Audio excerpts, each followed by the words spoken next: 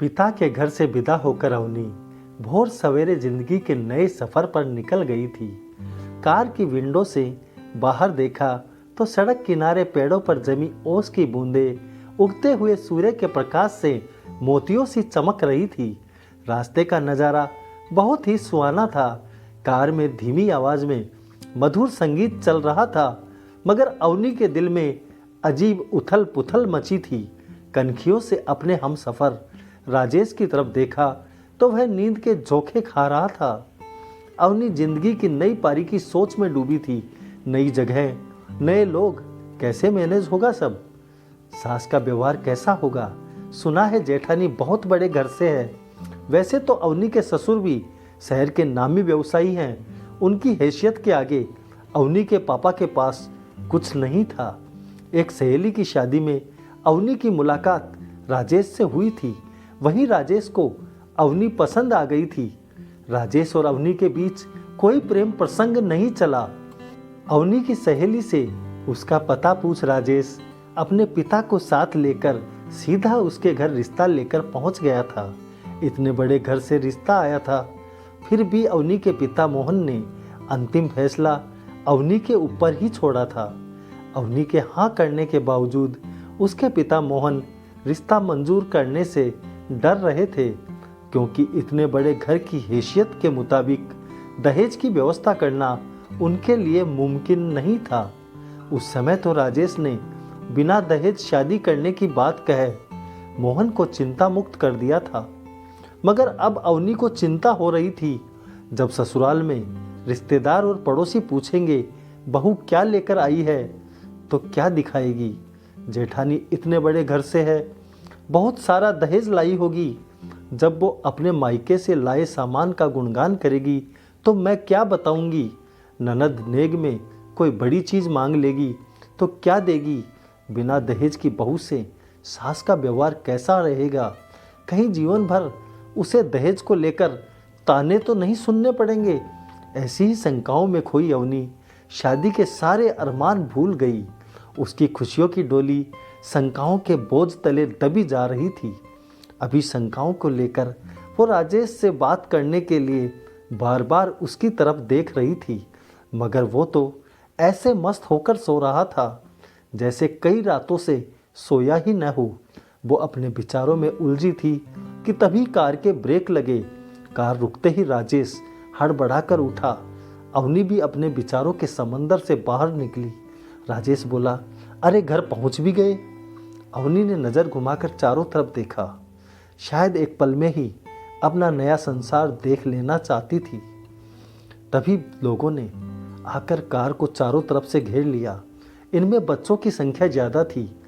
तभी अवनी की ननद दौड़ कर आई और बच्चों को अवनी की विंडो से हटाते हुए बोली, चलो साइड में हो, भाभी को परेशान मत करो। गेट खोलकर अवनी से गले मिली। भाभी परेशान तो नहीं हुई रास्ते में? अवनी ने गर्दन हिलाकर धीरे से कहा, नहीं, कोई परेशानी नहीं। तभी 7-8 औरतों के साथ उसकी सास आ गई। विवाह के गीतों के बीच अवनी को कार से उतारकर सास ने उसकी नज़र उतारी। पर्स खोल 100 के नोटों की एक गड्डी निकालकर अवनी के ऊपर से घुमाया और वहाँ खड़े एक लड़के को देते हुए बोली, नीरज, इन्हें सब बच्चों में बांट दो। जेठानी ने भी बड़े प्यार से उसे गले लगाया। अंदर गई तो अवनी के स्वागत की जबरदस्त तैयारी थी। पूरा मकान गुब्बारों और फूलों से सजाया गया था। अवनी का सबसे परिचय कराया गया। हर कोई अवनी से प्यार से मिल रहा था। तभी किसी ने अवनी की सास से पूछा, माँ जी, दहेज का सामान कहाँ उतरेगा? सास बोली, सामने हॉल में उतरवा देना। सुनकर अवनी बुरी तरह डर गई। उसके घर से तो कोई सामान ही नहीं आ रहा था। रिश्ते के समय बात भी बिना दहेज के शादी की हुई थी। तभी 4-5 लोग सामान लेकर आने लगे। देखते ही देखते पूरा हाल सामान से भर गया। औरतें बात कर रही थी, हमने तो सुना था बड़ी बहू के नखरों से परेशान होकर राजेश के लिए गरीब की बेटी ला रहे हैं। ये तो बड़ी बहू से ज़्यादा दहेज लेकर आई है। तभी सास ने मुंह दिखाई में उसे एक पर्स दिया और मायके से साथ लाया पर्स लेकर अलमारी में रख दिया। सास धीरे से अवनी के कान में बोली, अभी कुछ नेक देने होंगे, अपने पर्स से दे देना। ध्यान रखना कोई भी नेक 2100 से कम न हो। अवनी फिर घबरा गई। उसके पर्स में तो मुश्किल से 3000 रुपये पड़े थे। तभी कुछ बड़ी औरतें वहाँ आई। उन्होंने अवनी की मुंह दिखाई की। तभी सास ने उसे इशारा किया कि इनके पैर छूकर पैर लगाई दे दो। अवनी ने घबरा कर पर्स देखा तो उसके पास सासू माँ का दिया पर्स था। पर्स खोलकर देखा तो उसकी आंखें फट गई। पर्स में 1000 के नोटों की और 100 के नोट की गड्डी रखी थी।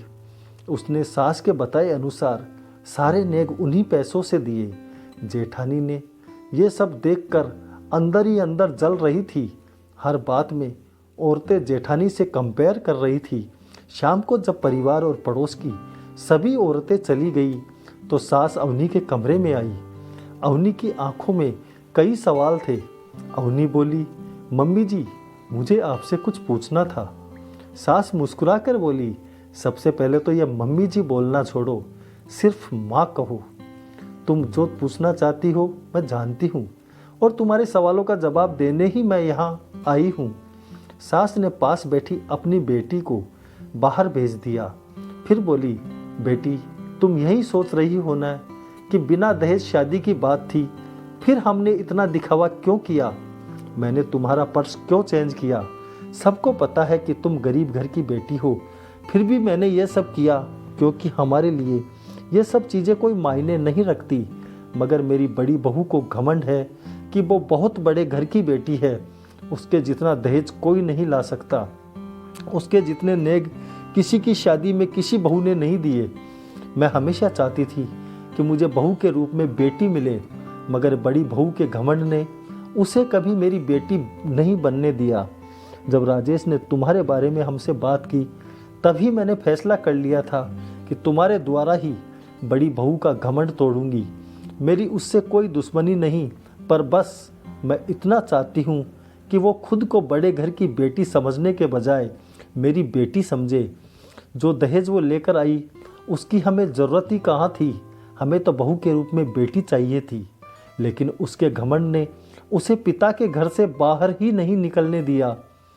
मैं ये सब करके सिर्फ बड़ी बहू को एहसास कराना चाहती थी कि पैसा और दहेज ही सब कुछ नहीं होता। ये तो एक गरीब बाप भी अपनी बेटी को दे सकता है। इंसान की कीमत तो उसके गुणों से होती है। एक बहू के लिए ससुराल में आकर बेटी बनना उसके गुणों पर निर्भर करता है। आदमी को सिर्फ एक घर संभालना होता है। हम औरतों पर 2 घरों की जिम्मेदारी होती है। हम चाहे तो दोनों घर संवार दे और चाहे तो दोनों घर बिगाड़ सकती हैं। अवनी, तुम एक स्वाभिमानी बेटी हो, सत्यवादी भी हो, मगर मेरी बड़ी बहू को सही रास्ते पर लाने के लिए तुम्हें ये राज छिपाने होंगे। तुम कभी किसी के सामने ये नहीं बताओगी कि ये सब तुम्हारे पिता ने नहीं बल्कि मैंने किया है। मेरा साथ दोगी न? अवनी नम आंखों से बोली, मैं हमेशा अपनी किस्मत को कोसा करती थी, लेकिन मेरी किस्मत से अच्छी भला किसकी किस्मत होगी जिसे सास के रूप में ऐसी माँ मिली है जो बहू को बेटी बनाने के लिए प्रयास कर रही है। इस प्रयास में मुझे 1000 झूठ बोलने पड़े तो भी मैं आपके लिए बोलूँगी माँ। सास ने अवनी को गले लगाकर ढेरों आशीर्वाद दिए। अवनी की सारी शंकाएं मिट चुकी थी। वह बहुत खुश नजर आ रही थी। कहानी पसंद आई तो हमारे प्रयास के बदले एक छोटा सा लाइक कर दें। कहानी पर आपके विचार कमेंट कर बताएं।